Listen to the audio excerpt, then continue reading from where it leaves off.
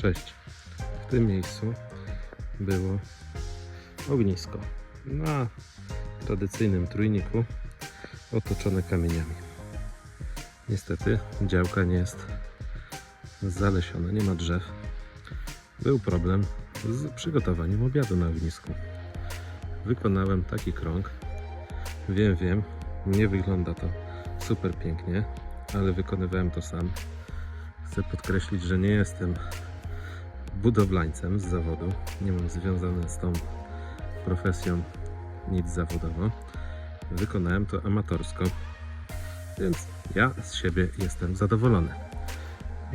Cegły zwykłe czerwone, w środku szamot i do tego wykonałem sam taki oto wysięgnik na ruszt. Trójnik się tutaj nie sprawdził. W środku po wykonaniu tego kręgu okazało się, że temperatura jest taka fajna, że nie byłem w stanie włożyć ręki. Tak skupiało to ciepło ku górze.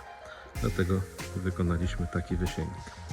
Wysięgniki na portalach naszych sklepowych zaczynają się od 800 zł. Podobny widziałem taki jak ten za 1400-1800 zł. Ten jest wykonany z odpadów. Tu mamy wbetonowaną rurę w ziemię wkopaną. Jest ona szersza. Miałem gwintownicę, nagwintowałem ją, żeby się nie przemieszczała. To jest włożona druga, mniejsza rura i została ona pospawana w kilku miejscach, żeby zrobić wysięgnik nad palenisko.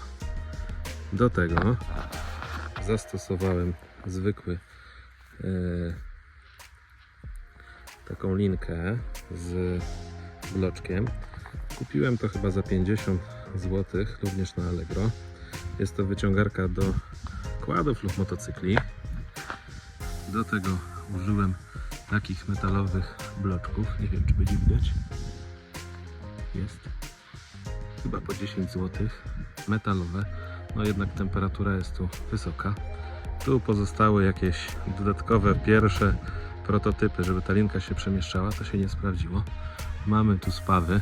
Również sam spawałem, więc proszę bez komentarzy. Jestem jak słynny youtuber spawaczem okrętowym, jak słynny Mareczek. Konstrukcja się sprawdza. Ruszt można wysunąć poza obszar palenia. Bloczki chyba łącznie 45 zł. Tutaj ta linka wyciągowa 50. Rurki i pozostałe elementy gdzieś z odzysku ze śmieci nic mnie nie kosztowały. Palenisko było z trójnika, który używałem przez 2 lata. No i jeszcze była kupiona farba w sprayu odporna na wysokie temperatury, chyba za 27 zł. Więc łącznie koszt około, może maks 150 zł. Ja jestem zadowolony z efektu końcowego.